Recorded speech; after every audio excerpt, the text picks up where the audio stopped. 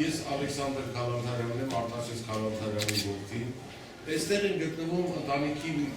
բավականին մեծ գերդաստանի մի մասը։ Նախ Արտաշես Քալանթարյանի տիկինը Ջուլիետա Քալանթարյանը, հետո եղբայրս Արտակ Քալանթարյանը, տիկնոջ հետ Ամերիկայից եկել են հատուկ հրավերս միջոցառմանը մասնակցելու համար։ Այստեղ Ալիսա Քալանթարյանը, որի հաղորդումները հավանաբար ռադիոյով, երաժշտական հաղորդումները հավանաբար։ Այստեղ են թորները մեկ առ մեկ կներկայացնեն, թորները, փեսաները և այստեղ քանի լրագրող էր աճիկով ներկայացնում է, երբ պետական աշխատանքի անցավ, արդեն մի քիչ Կարեն Քալանթարյան լրագրող երկար տարիներ աշխատել է Հայրայրևս արտադրությունում, Ազատություն ռադիոկայանում։ Ես շատ ուրախ եմ, որ բոլորը տեսնել եք։ Իհարկե ես ասեմ, նախ մի բան հիշեցրի, նոր երբ որ Նաղաշի լավ ընկերոջ մոտ նստած էի, մի բան հիշեցի, ինձ հաճախ ասում եմ, որ շատ օրդ նման ես։ Ես ասեցի, որ գիտեք ոնց է եղել մեզ մոտ, հայրս ինչ հավասարապես մեզ բաժանել է իր ժառանգությունը, նմանությունն ինձ ա տվել, տաղանդը տվել է մնացածն։ Մեր նրանից չեմ դժվարանում, նրան դեպքում եմ արկեցած։ Ես շատ ուրախ եմ, որ այսպես է կազմակերպված միջոցառումը, շատ ուրախ եմ, որ համալսարանների հետ միահամատեղ եք այս միջոցառումը կազմել, անկեղծ ասեմ, ինձ համար դժվար չէր լինի մեծ դահլիճներում հանդիսավոր նիստեր անել, բայց մեր ընտանիքը ուրիշ մոտեցում ունի միջոցառումը, մենք ավելի գործնական ենք սիրում, դրա համար այսօր ձեզ ինչ կներկայացնենք, կներկայացնենք մի նոր գիրք Արտաշես Քալանթարյանի, որ հրատարակվել է մեր ջանքերով, որտեղ հավաքված են մանկական, պատանեկական ստեղծագործությունները, բոլորը հավաքված են։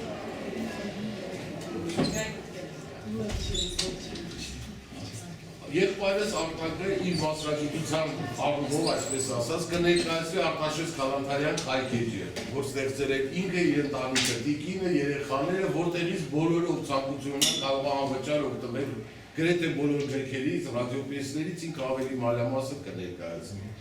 Ալիսան կներկայացնի իր արած մի փոքրիկ հեռուստահաղորդում, ռադիոհաղորդում կներկայացնի, որը գնացել է արդեն եթեր, թե չէ, որը դուք առաջին ընկերները կրնեք ուրեմն, հետո է եթեր գնալու, եւ ես շատ ուրախ եմ, որ իմ, այսինքն հայրիկիս ամենասիրած թորնիկի Լիլիթ Քալանթարյանի ամուսինը Հարութը մի փոքրիկ բան է հավաքել Արտաշես Քալանթարյանի, ոնց որ մեկ անգամ էլ մեզ ներկայացնելու հիշեցնելու համար տարբեր վիդեո տեսանյութերից, ֆոտոլուսանկարներից եւ որտեղ նաեւ այսպես ասած համադրել են հատվածներ հայրիկի որոշ ստեղծագործություններից, հարցազրույցներից, բայց ինձ թվում է ճիշտ կլինի դրանից սկսենք մի անգամ էլ ուզում եմ շնորհակալություն հայտնել բոլորին, հատկապես Տիկին Գևորգյանը մեր ընտանիքի հին բարեկամը, որ այստեղ, այսինքն նա պարտավոր էր այստեղ մնել, ես չեմ էլ շնորհակալություն հայտնել, շատ հաճելի է, որ ակադեմիկոս Գևորգյանը այսօր ներկայացնում է համալսարանի ղեկավարությունն Աղաշի հետ, ցավում եմ, որ ռեկտորը, որը նույնպես մեր ընտանիքի բավականին մտերիմ մարդ է, պարզապես առողջական պատճառով չէր կարող մասնակցել, իսկ ամենակարևորը ուրախ եմ, որ ուսանողներն են ստեղ, որտեղ սա ինձ համար ամենացանկալին է։ Սկսենք Արիջան։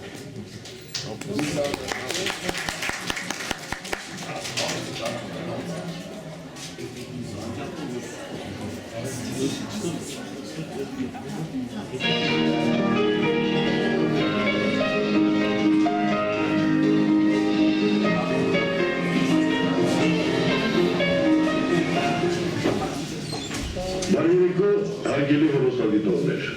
սկսում ենք «Իմ տունը քո տունն է» հաղորդաշարի 1986 թվականի առաջին հաղորդումը։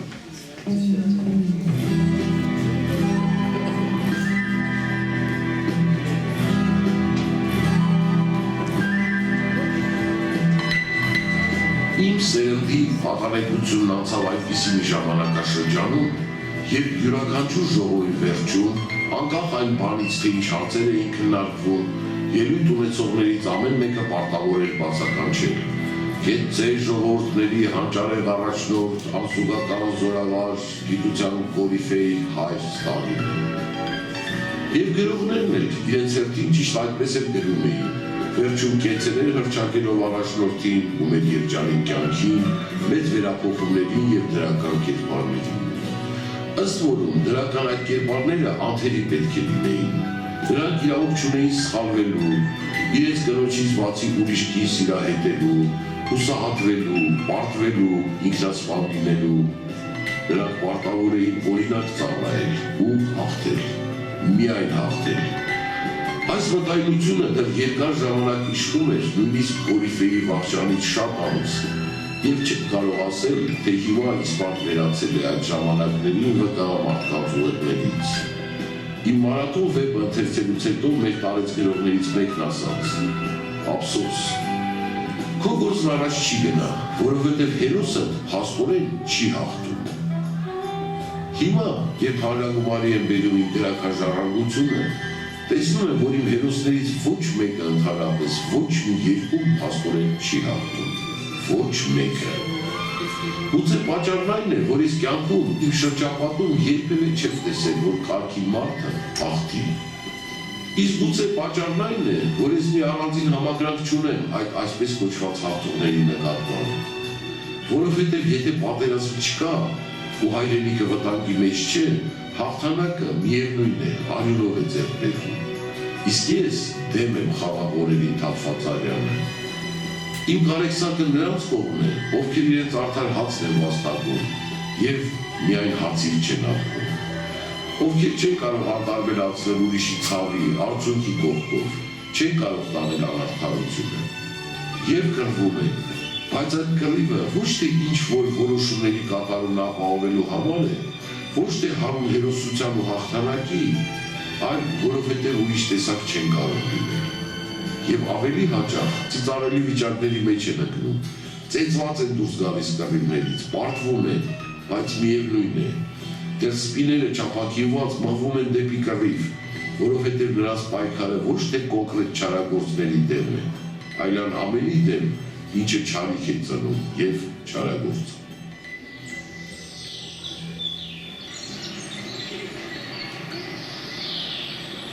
Ես չի ցանկանա այսօրվա հայացքով նայելով որևէ բան փոխել կամ ավելացնել իմ գործերի մեջ։ Դա ճիշտ ու ազնիվ չէ լինի ժամանակի նկատմամբ, որովհետև յուրաքանչյուր գործ իր ժամանակն է ճշտում և ընդգծում, լավ թե վատ։ Հետին թվով սրբագրելն ու խմբագրելը կհագեցնեն կեղծիքի։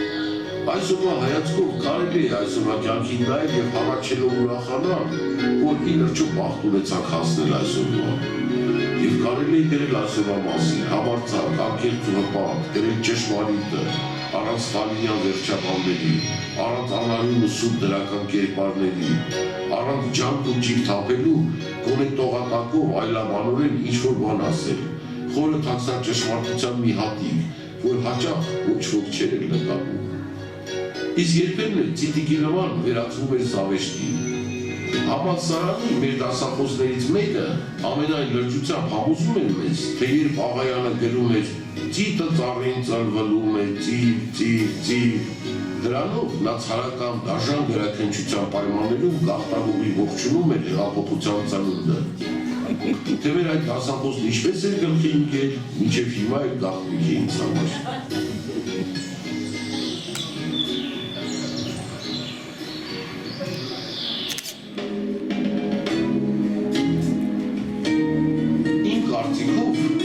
Հոգեկան կատարելագործման համար հավասարապես կարևոր են և սոցիալական, և բարոյական խթանները,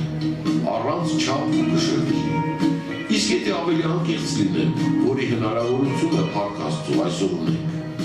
ապա կասեմ, որ մարդու հոգեկան կատարելագործման համար ոչ մի հատուկ խթանել պետք չէ։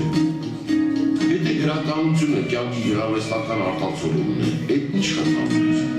Չէ որ կյանքը իր մեջ կրում է ամեն ինչ։ Ուրեմն միթե գրողը որևէ երգ ստեղծելիս պետք է մտածի իր խոհարարի նման։ Մենք մի քիչ սոցիալական խթաններ լցնենք կաթսայի մեջ, մի քիչ էլ բարոյական։ Չէ, բարոյականը շատ եղավ, սոցիալականը ավելացնենք, որպեսզի հանկարծ թերակշռում չստացվի եւ կապ չառնի մարդու հոգեկան կատարելագործման պրոցեսը։ Իմ կարծիքով սա միամիտ մոտեցում է։ Իսկապես խաղաղ կացնում եւ կլինի նույնիսկ երջանիկ, եթե որևէ կերպ կարելի է իրականացնել։ Պարզվեց, որ շատ ու շատ ավելի հեշտ է հեռուստացույց եւ խոսող մեքենաներ ստեղծելը, երկրաքերեր բարձրացնելը, եզերք թռչելն ու նույնիսկ զբոսանքը լուսնի վրա, քան թե մի փոքր, մի քիչ փոխելը մարդու հոգին։ Արտասպանների զենքն է արագորեն փոխվում եւ կատարելագործվում։ Դանակի փոխարեն նրանց ձեռքի հիմա նեյտրոնային ռումբերի գլխիկներ կրող թերահար հրթիռների արձակման կոճակներ են։ Մի քանի վայրկյանում նրանք կարող են պայթեցնել ամբողջ երկրագունդը հանուն նախնադարյան մարդու նույն վայրենի վնասների, ուրիշի ունեցվածքին տիրելու, ուրիշներից վեր զգալու, ուրիշների ուղեղներին իշխելու մոլուցքի։ Մարդու հոգում ինչն է փոխվել։ Եթե Հոմերոսի, Սոֆոկլեսի, խորենարցու գործերը հիմա էլ այժմ էական են հնչում։ Մարդկային հարաբերությունները այնքան կամ գրեթե այնքան նույնն են մնացել, որ հաճախ զարմանում ես, թե ինչու այդ գործերի հերոսները հեռախոսից կամ հեռագրից օգտվելու փոխարեն սուրհանդակ են ուղարկվում միմյանց։ Միթե մարդկանց հոգուց վերածել են նախանձը, չարությունը, հնչաքաղցությունը, նենգությունը, դավաճանությունը, ստորաքաշությունը, կերպավորությունը, դժբախտաբար չեն վերածել։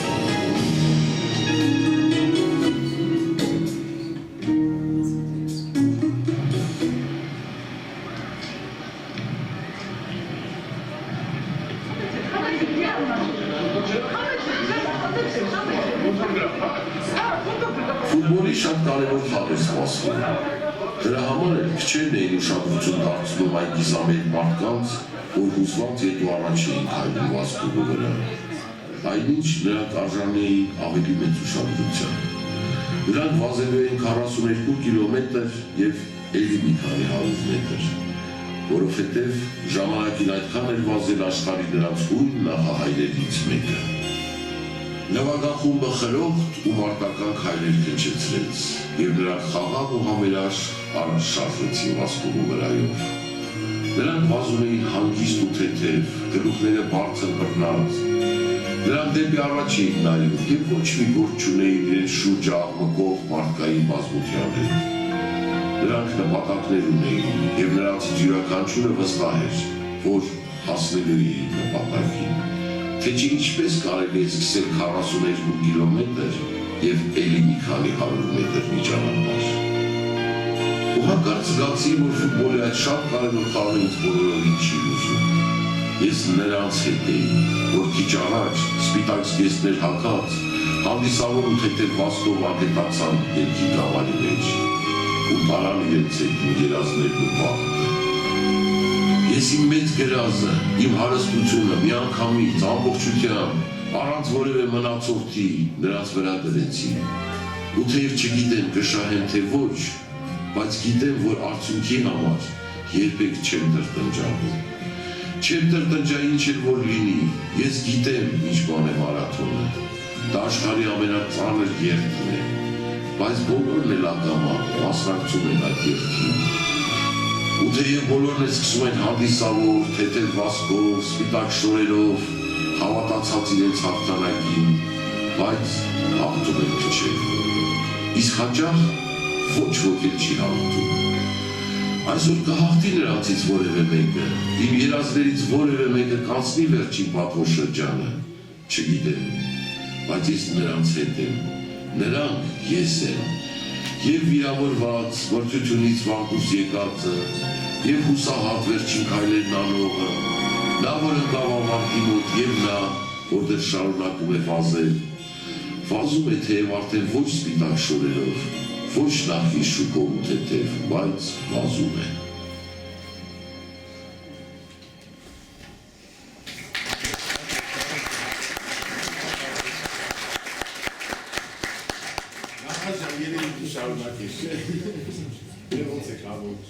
Շնորհակալ եմ իհարկե սիրով, ընկերոջ, բայց հպարտության զգացում ունեմ այս պահին, որ Արտաշես Քալանթարյանի 80-ամյակը նշվում է ոչ միայն Երևանի պետական համալսարանի հարկի տակ մեծ իմաստով, այլ նաև հենց ժուրնալիստիկայի ֆակուլտետում, որի շրջանավարտն է Արտաշես Քալանթարյանը, իր զավակի Հոբելյանը ինքը պիտի նշեր։ Ես եւ կարծում եմ ժուրնալիստիկայի ֆակուլտետի հետ առնչություն ունեցող յուրաքանչյուր ոք խանդով կվերաբերեր, եթե այս միջոցառումը լիներ հայ բանասիրության ֆակուլտետում։ Պիտի լիներ այստեղ, որովհետև Արտաշես Քալանթարյանը գրող լինելուց առաջ հրապարակախոս էր, ժուրնալիստ էր, հրապարակախոս գրող էր, ոչ թե գրող հրապարակախոս, այլ հրապարակախոս գրող էր, տեսակ, որը մեր շուրջը, մեր կողքին այսօր շատ պակասում է եւ գրող էր, ով գալիս էր ասելու իմ տունը քո տունն է, եկեք սիրենք այդ տունը եւ այդ իմ եւ քո տան այդ հավաքականությունից ծնված ուժեղ հայրենիքը մեր գոյության խարիսկն է, մեր վաղվա օրվա երաշխիքն է, ինքը եկել էր տան հանդեպ, մյանց հանդեպ սեր քարոզելու եւ հուշելու, բացեք ձեր աչքերը, այսպես չի կարելի շարունակել։ Ինքը եկել էր ասելու, որ ապրենք այնպես, որպեսզի թանկ պահենք մեր տան պատիվը։ Իդեպ շատ խորհրդանշական եմ համարում, որ իր բոլոր եւ գրքերը, եւ հաղորդումները, եւ հրապարակախոսական երկերը խորհրդանշական այդպես սիմվոլիկ վերնագրեր ունեն, որոնք արդեն իսկ լուրջ ասելիք ունեն յուրաքանչյուրին, ով մոտենում պիտի թերթի, նայի, լսի, տեսնի եւ խորհրդանշական է երևի այն, որ 80-ական թվականներին Աստիկ Արսենյանն գուցե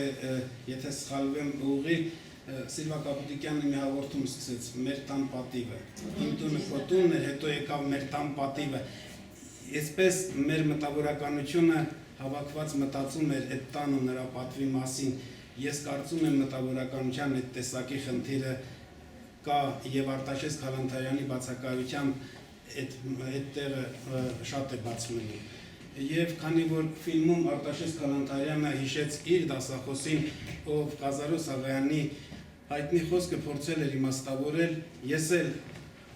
հիշեմ իմ դասախոսին, իրեն հիշելու մի առիթ ունեցա մի քանի օր առաջ, դարձյալ իր իմաստուն խոսքը մեջ բերեցի։ Լևոն Ներսիսյանը միշտ սիրում էր կրկնել, որ դավաճանության 3 տեսակ կա, որոնք ներում չունեն, ասում էր առաջինը, երբ մարդը դավաճանում է իր ճանապարհին լույս վառողին, երկրորդ դավաճանությունը, որ նույնքան աններելի է, երբ մարդը դավաճանում է հայրենիքին, եւ երրորդ դավաճանությունը, որ ամենաաններելին է, երբ մարդը դավաճանում է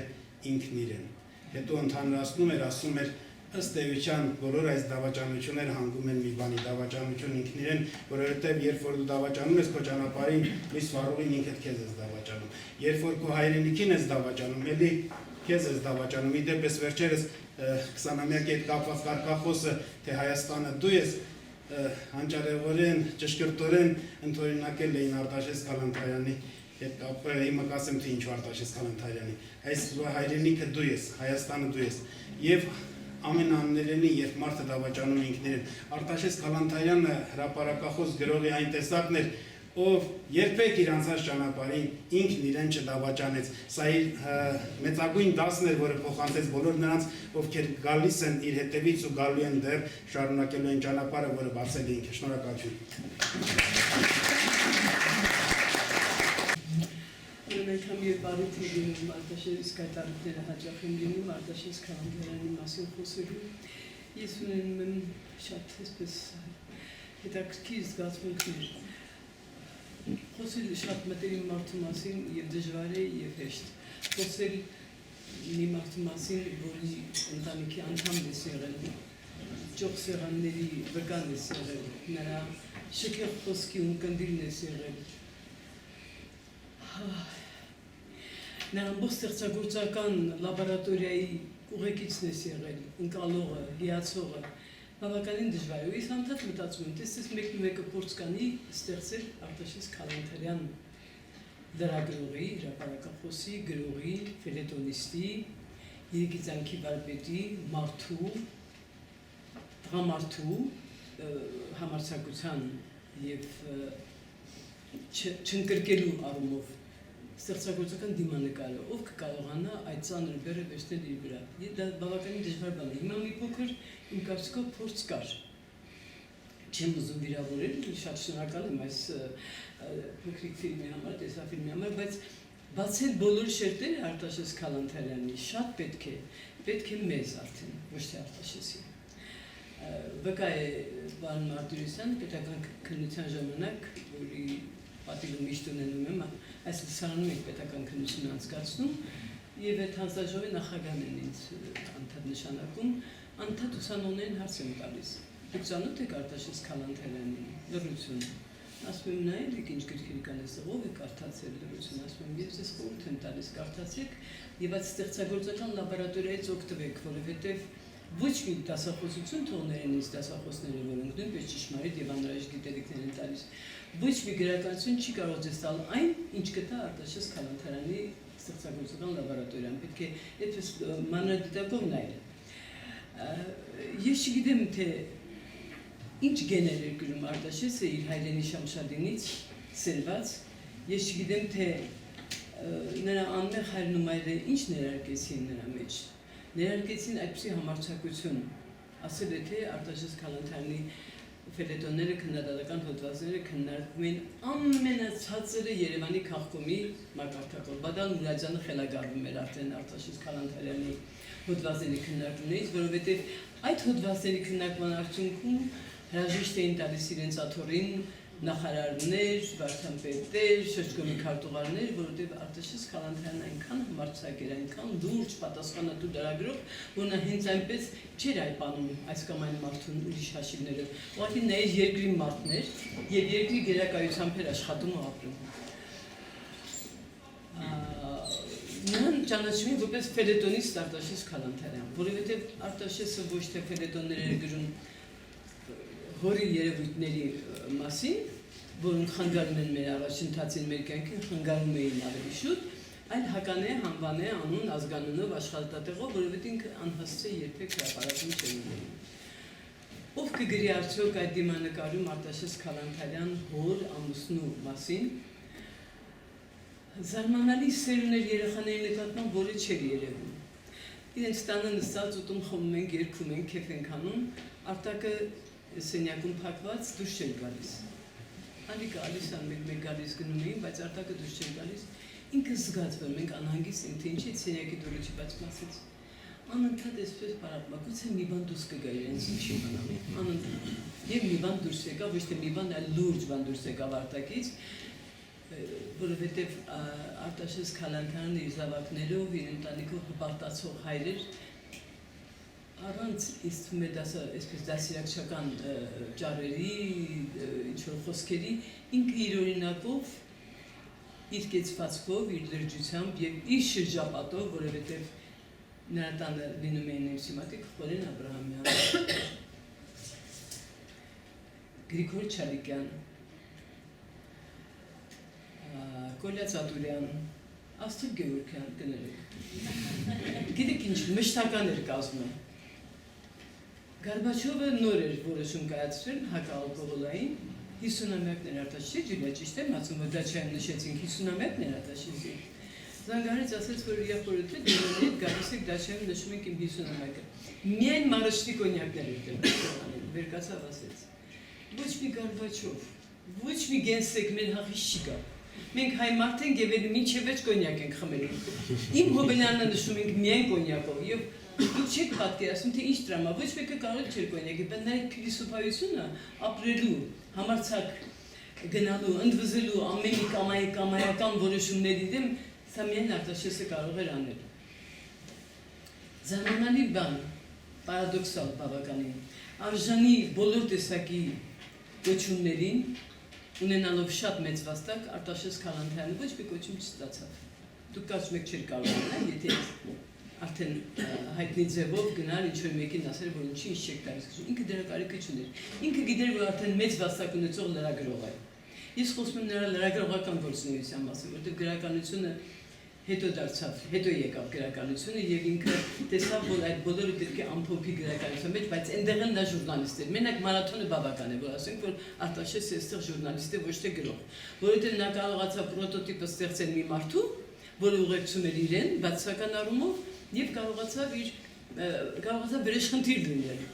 իր վիրավորանքի համար։ Հետո այդ մարդը այնքան նայիվ գտնվեց, որ գնաց կենտկոմ ասել, ինձ նկատի ունի, պետք է սովետական Հայաստան թերթում ինչ-որ մի պատիժ եւ այլն տպվեց խմբագրական, որ ինքը ծանր տարավ չի ասի, ես այդ ժամանակ թերթում էի աշխատում եւ ծանր բաներ, ծանր ժամանակներ էին եւ Արտաշես Քալանթարյանի սխալներն եւ որ այդ հիմա շատ հեշտ է գրել ամեն մեկի մասին, նախագահից սկսած մինչեւ վերջին ժեկիպետը, բայց սխրանքը այն էր, ինչ անում էր Արտաշես Քալանթարյանը։ Եվ Գլաբլիտի, եւ Կենտկոմի, եւ կուսակցական բանջգոտության պայմաններում Արտաշես Քալանթարյանը չէր կարողանում ուղղակի շրջանցել այն մարդուն, որը թալանում է, որը ապասկային գործունեություն է ծավալում, որը լավ հայ չէ, որը լավ քաղաքացի չէ, ահա սա է Արտաշես Քալանթարյան ժուրնալիստի եւ նաեւ գրողի մեծ գնահատականը։ Եվ այդ դրականը եկել է,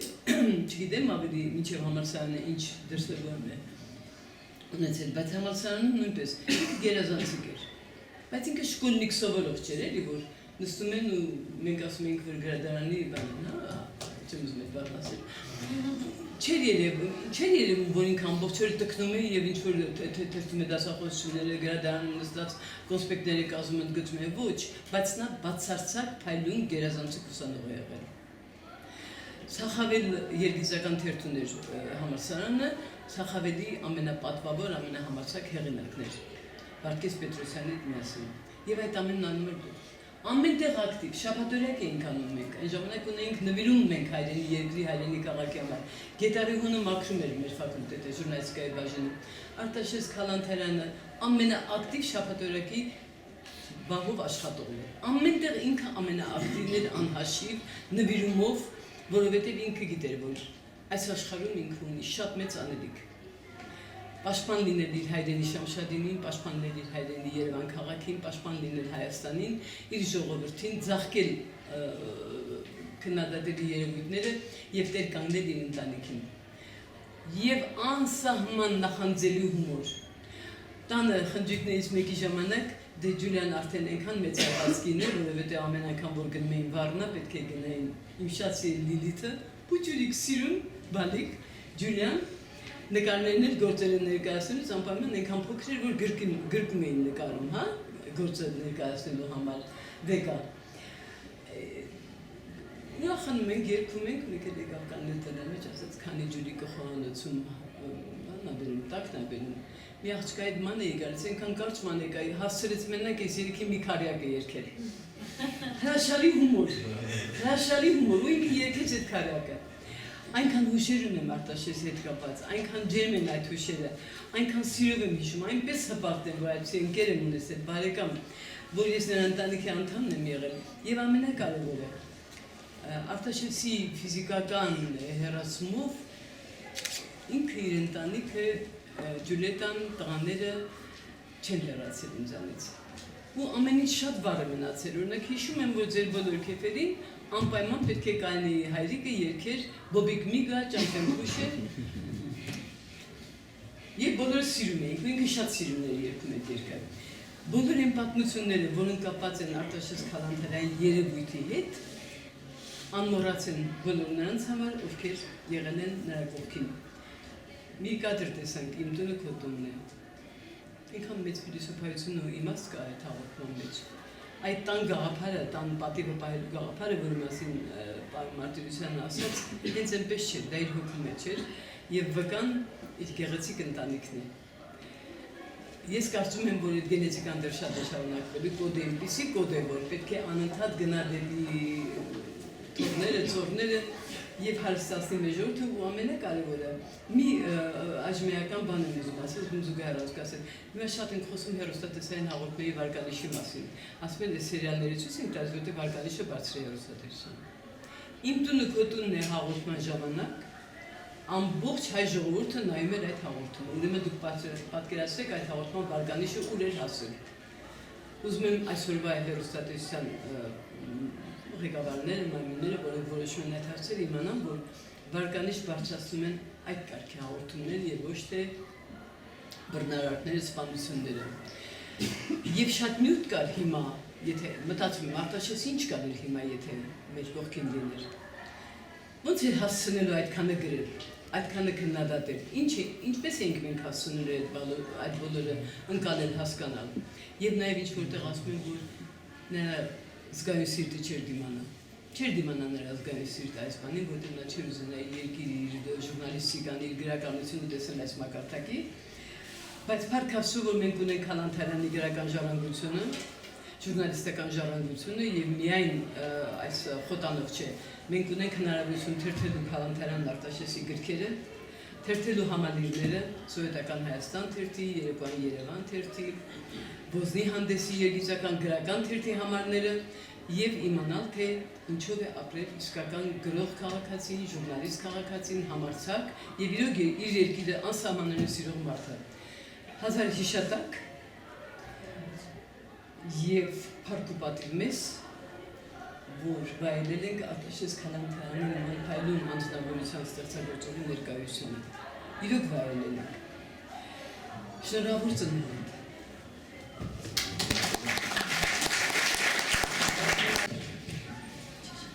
Ճիշտ 10 տարի առաջ Արտաշես Քալանթարյանի ծննդյան 70-ամյակի արդիվ հրաշալի հավաք եղավ խմբախոր հյուրադարանում, այնտեղ էլ խոսեցին, շատ լավ ելույթներ եղան, հետո 5 տարի հետո 75-ամյակի կապակցությամբ այս լսարանը բացվեց, նորից եղան հրաշալի ելույթներ, հիմա 5 տարի հետո նորից Հոբելյանն է և նորից հրաշալի ելույթներ։ Եվ կարծես կա Արտաշես Քալանթարյանի նվիրյալների մի խումբ և մեր լրագրողական առաջնորդուհու Տիկին Աստղի գլխավորությամբ անընդհատ փորձում ենք նոր երանգներ ավելացնել Արտաշես Քալանթարյան կերպարին։ Ես հիմա չեմ ուզում բնութագրական գնահատական բառեր գտնել սահմանելու Արտաշես Քալանթարյան լրագրողի գործը և վաստակը, Արտաշես Քալանթարյան հրապարակախոսի գործը և վաստակը և վերջապես Արտաշես Քալանթարյան գրողի խոսքը և վաստակը։ Միայն մի փոքրիկ դիտարկում։ Հրաշալի մեջբերում էր, ֆիլմում էլ տեսանք Արտաշես Քալանթարյանի, եթե չեմ սխալվում, 87 թվականին տված մի հարցազրույցից, որ իմ հերոսները չեն հաղթում։ Բայց վստահաբար կարող ենք ասել, որ Արտաշես Քալանթարյանը ինքը հաղթում է, իր բոլոր գործերի մեջ ինքը հաղթողն է։ Եվ իբրև լրագրող ինքը փայլուն լրագրող էր, եկավ, մտավ եւ հաղթեց եւ ցույց տվեց, թե ինչպիսին պիտի լինի լրագրողը։ Իբրև հրապարակախոս, փայլուն հրապարակախոս եկավ, գրեց, գաղափարաբանեց, բարեախոսեց եւ ցույց տվեց, թե ինչպիսին պիտի լինի հրապարակախոսը։ Եվ նրա հայրենասիրությունը իր մեջ պարփակում էր մեծ մարդասիրություն եւ նրա մարդասիրության մեջ պարունակում էր մեծ հայասիրություն։ Այս գաղափարաբանությամբ, այս հավատո հանգանակով ինքը ստեղծագործեց եւ փայլուն արդյունքներ տվեց։ Եվ մենք շատ հաճախ մոռանում ենք կամ քիչ ենք խոսում Արտաշես Քալանթարյան բուն գրողի մասին։ Նրա միայն հանրապետության օրինակելի քաղաքացին վիպակը պատիվ կբերեր ցանկացած երկրի գրականության եւ արմետայ գրականության անթոլոգիա եթե կազմելու լինենք, ապա համոզված եմ, որ հոմոֆաբ էր, Մաքս Ֆրիշի հոմոֆաբ էր, Զուդերմանի հոգսը փայլուն գրքեր կան, չէ, Ռեմարկի հարտական կամար, դուք կարող շատ թվարկել այդ կարգի գործոցներ, ամենաշատ ընթերցված գրքեր, եւ կարծում եմ, որ հանրապետության օրինակելի քաղաքացին հենց այդ գրքերի շարքի մեջ մի հրաշալի ստեղծագործություն է, որի մասին մենք շատ քիչ ենք խոսում։ Մենք հաճախ ասում ենք, որ հայ գրականությունը լի է պատմաբերելով, լի է ազգօգուտ գործերով եւ հայ գրականության մեջ մարդկային հոգու էության մասին արձակ գործեր քիչ կան։ Եթե մենք վերցնենք Արտաշես Քալանթարյանի միայնակ վիպակը, առաքելության օրինակների քաղաքացին, կարծում եմ, որ արդեն կարող ենք հպարտությամբ ասել, որ մենք իրականությունն է անհատ մարդու ներքին հոգեբանության, ներքին հարցերի շուրջ ունենք հրաշալի հոգեբանական մի վեբ։ Արտաշես Գալանթարյանը եկավ, գրեց և հաղթեց։ Վերջերս հաճախ մենք լսում ենք մեր ժամանակներում երկու արտահայտություն, որ Արտաշես Գալանթարյանը դրանց հումորով կվերաբերվեր և կարծում եմ ինչ հրաշալի մեկնաբանություն կտար կեսնուր կեսկատակ։ Իմ խոսքը գործ է։ Եվ բրենդ բառ, չէ, որ Արարատը բրենդ է։ Գիտեք, հիմա շատ հանգիստ խղճով կարող ենք ասել, որ Գալանթարյան ազգանունը բրենդ է։ Եվ շատ լավ բրենդ, որովհետև Արտաշես Գալանթարյանի խոսքը գործ էր նաև, և ինչ նա քարոզում էր, նա այդպես ապրեց, և դրա լավագույն օրինակ իր ընտանիքն է։ Ես չեմ հիշում որևէ մի հայ գրողի, որը այդպիսի փայլուն ընտանիք ունենար, և որի ժառանգները այդպես փայլուն ներդաշնակ էին իրենց հորը և շարունակեին նրա ավանդները։ Ես որ մենք հիմա ծափահարենք Արտաշես Գալանթարյանի ընտանիքին,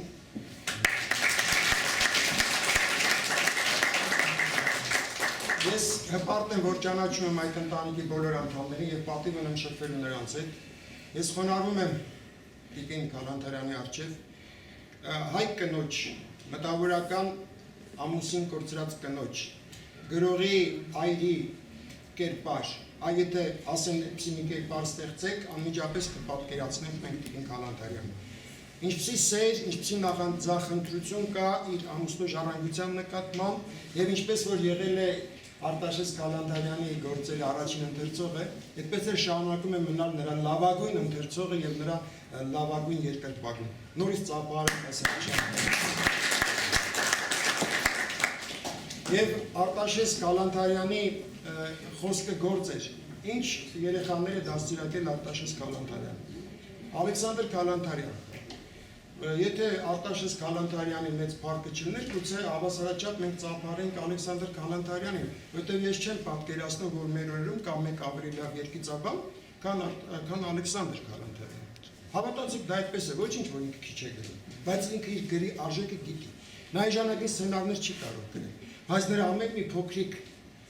քարյակն անգամ, այն թույնիկներ շարքներ, այդ քարակներն անգամ հայ երգիծական գրականության իսկապես լավագույն ֆոնդի մեջ մտնելու են, հավատացիք։ Եվ Արտակը, և Ալիսը, և թորները, բոլորը Գալանթարյան բրենդ են ստեղծում, և բոլորը մնում են հավատարիմ Գալանթարյան բրենդին, և ինչ էլ որ անում են, որտեղ էլ որ անում են միայն և միայն բարձր որակով, այսինքն Գալանթարյան բրենդով են անում։ Ուրեմն Արտաշես Գալանթարյանի խոսքը գործ էր,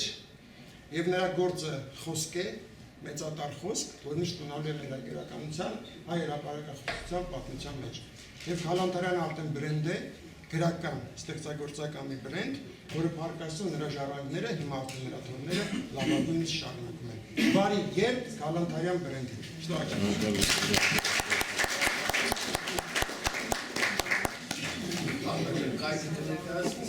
Տեսնում եմ, թե ինչպես են այս հարազատները, բոլորը, ընկերները, մտավորականները համակվել ստեղ ինչ գնահատական են տալիս հայրիկի գրականությունը։ Եվ ինչպես եղբայրս ասեց, շատ ուրախ եմ, որ ուսանողներն են այստեղ։ Որտեղ մեծ ուրախություն է, երբ տեսնում ես, թե ինչպիսի մասնագետներ են պատրաստվում այստեղ։ Այս այգի գաղափարը ճիշտն ասած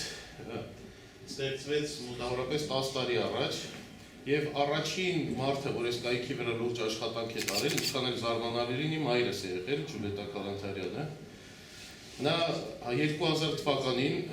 սովորեց համակարգիչից օգտվել հատուկ այդ նպատակով ու առաջին ստեղծագործությունները ինքը մուտքագրեց այս կայքի մեջ։ Եվ իմ զարմանալից մեծ վարպետությամբ ես այդտեղ հասկացա, թե որ ինժեներական ինչ-որ բաներ ծնողներիցս հաստատ ստացել եմ։ Ես էլ լինելով տեխնիկական կրթություն ունենալով բավականին նայիվ էի, թե ինչքան չարչարանք է պահանջվում ինչ-որ գրական, ինչ-որ բաներ հրատարակելու համար։ Ինձ թվում էր, թե ինչ է, տպում ես, դնում ես այնտեղ, էլի։ Հետո հասկացա, թե ինչ սարսափելի, զարհուրելի մեծ գործ ենք վերցրել մեր վրա, որ մենք երկուսով կամ մի քանիսով նույնիսկ անհնար է, որ մենք կարողանանք այդքանը խմբագրել, տեսակավորել, մուտքագրել, ծրագրավորել, չգիտեմ։ Բարեբախտաբար այդտեղ մեզ օգնության հասան մի մեծ խումբ կամավորներ, մի մեծ խումբ հարազատներ, ընկերներ, բոլոր տարիքի, այստեղ ներկա գտնվող Սարգսյաններից, Կարինե եւ Լուսինե Սարգսյաններից, մինչև իմ ավագ ընկերը 90-ամյա Օնիկ Փիրումյանը, որը Ավստրալիայում պատանեկան նույնպիսի եռանդով մուտքագրեց բավականին գործեր, խմբագրեց, ձևավորեց եւ հնարավորություն տվեց այստեղ դնել։ Բոլորը այս հարցում մեծ օգնություն են ցույց տվել եւ դրա շնորհիվ մենք արդեն ինչ որ բան ունենք ինտերնետի վրա, որ մարդիկ կարող են մտնել այնտեղ, ծրի, վերցնել համարյա գրքերի 80-90%-ը, մնացածն էլ շատ շուտով կլինի եւ կարդալ, եւ վայելել, եւ սովորել, եւ մտածել, եւ այդպես։ Էլ չասեմ բոլորի, ասենք թե դուք այդ էջանշանները տեսաք, մեր տաղանդավոր նանարը այդ ամեն ինչը ձևավորել, սարքել, հրատարակել, բերել էր, բոլորը ինչ որ բան են արել, բոլորը օգնել են եւ շատ շնորհակալ եմ բոլորին, ովքեր մասնակցություն են ունեցել։ Կայքի ինքը ստեղծել է իմ աղջիկը, որը դժբախտաբար չկարողացավ Ամերիկայից գալ այստեղ, բայց մինչև 3 գիշեր իրար հետ դրա վրա խոսում էինք, աշխատում էինք։ Ուրեմն, եթե այստեղ ունենք փաստորեն 3 խումբ, առաջինը ընդհանուր տեղեկատվական այսպիսի մաս է, երկրորդ մասում ունենք որոնց, եթե կարող ես վրայով անցիր, այստեղ Ալեքսանդր Կանանթարյանի գրած Փայլուն կենսագրական ակնարկն է, որը ինչպես ասեց 3 ամսում 3 էջ գրեցիր, թե ինչքան, բայց արժեր։ Որովհետև անկեղծ ասած ես ինքս որոշ փորձեր կատարեցի, հետո հասկացա, թե ինչ դժվար բան է այդպիսի բան գրելը, այնպես որ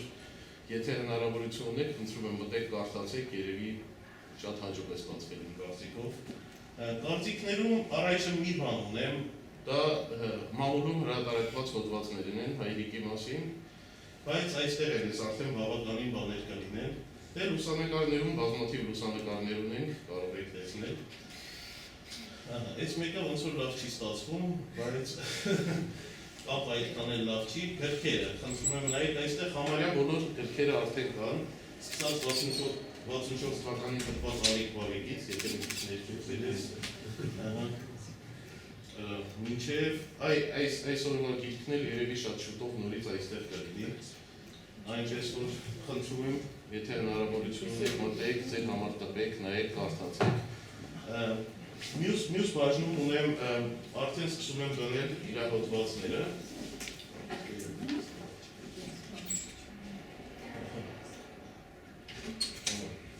Ունենք հոդվածները, որոնք իմ կարծիքով ինչ-որ առումով ամենակարևորն են, առայժմ 2 հատ է կրկին, մի ամսվա մեջ այստեղ կլինի 40-50 հոդված, քանի որ գրքերը դեռ ինչ-որ չափով պահպանվում են, մարդիկ տներում ունեն, գրադարանում կա, եղբայրս վերահրատարակում է, բայց ասենք թե հոդվածները շատ ափսոս են, որովհետև իր ամենաերևի է շատ փայլուն ստեղծագործություններ տպվել են թերթերում եւ արդեն շուտով դրանք բոլորը կլինեն նշանավոր ֆելետոններից սկսած 50-ականների այդ ոմանք կհիշեն նամանավանդ իսկապե մուգան, որը թնդացել է ամբողջ Երևանում եւ ես դա համարում եմ շատ կարեւոր բան, որ բոլորը տեսակավորած շուտով կլինի։ Հաջորդը դե գրախոսությունների բաժին կլինի, որ իր գրած գրախոսությունների թատերագրություններում ունեմ բեմադրությունները, սա երկրորդ ամենակարևոր բանն է, որովհետև մի քանի գործեր մենք պարզեցինք, որ համարյա կորում են, որովհետև գրքում չի տպվել, թերթում չի տպվել, բեմադրվել է թատրոնում, թե տանը մի բարեբախտաբար տանը մենք կարողացանք օրինակ այս իրական պատմությունը կարելի է ասել, որ հազիվ sense կտանք, փրկեցինք, նորից բանարեցինք, վերականգնեցինք, շատ հետաքրքիր ինչ որ առումով մշտական արդիական գործեր խորհուրդ կտամ կարդաք։ Հիմա էլ արդեն իմ տունը քո տունն է բեմադրության հետևից ենք ընկել, մաման ասեց, որ մի օրինակ տանը կգնան, հենց այնպես որ շուտով դա էլ կունենան։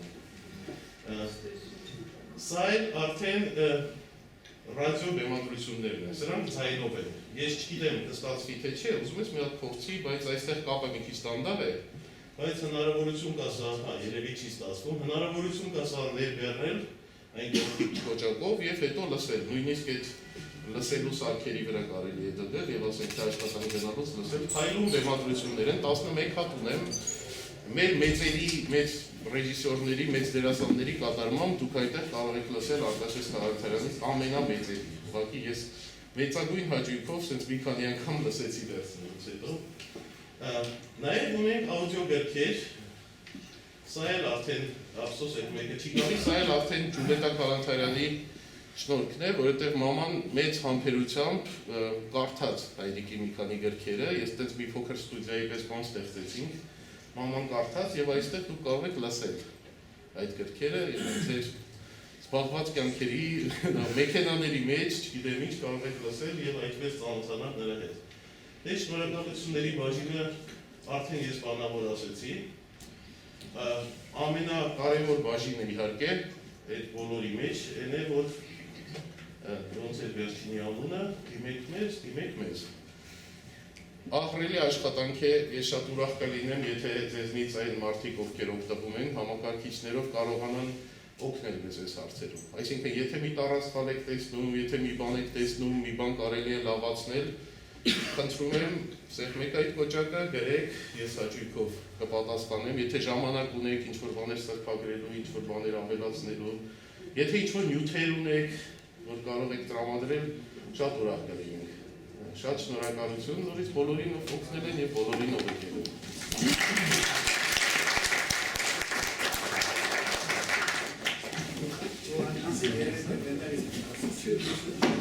Լավ, ես շատ արագ ներկայացնեմ գիրքը, ես արդեն ասեցի, որ ուզում ենք ամյակին, կամ եթե նույնիսկ ամյակ չի, որևէ մի նոր գիրք հրատարակել Քալանթարյանի, բայց անկեղծ ասած այս անգամ ես գրեթե ոչինչ չեմ արել։ Ամբողջ ծանրությունը ընկել է այս աղջկա վրա։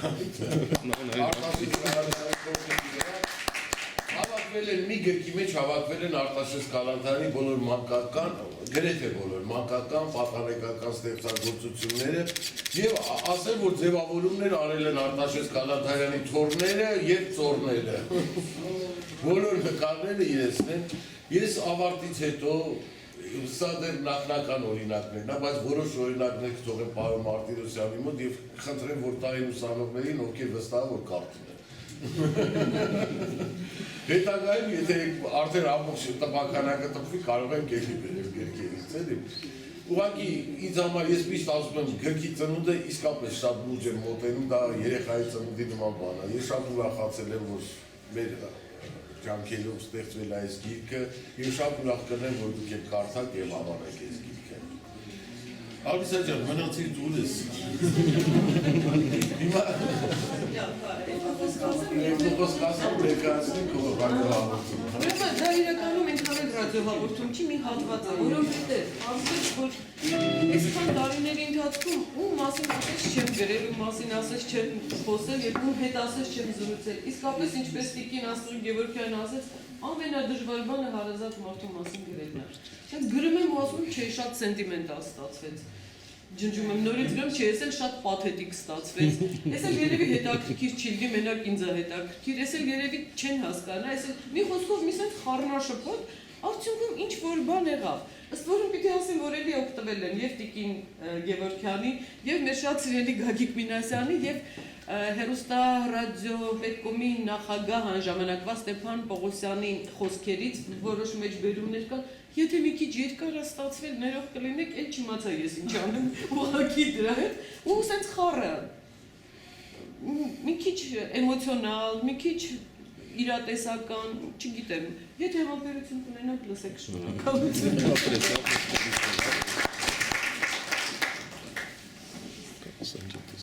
Կոնյակով շնորհավոր ենք Արտաշես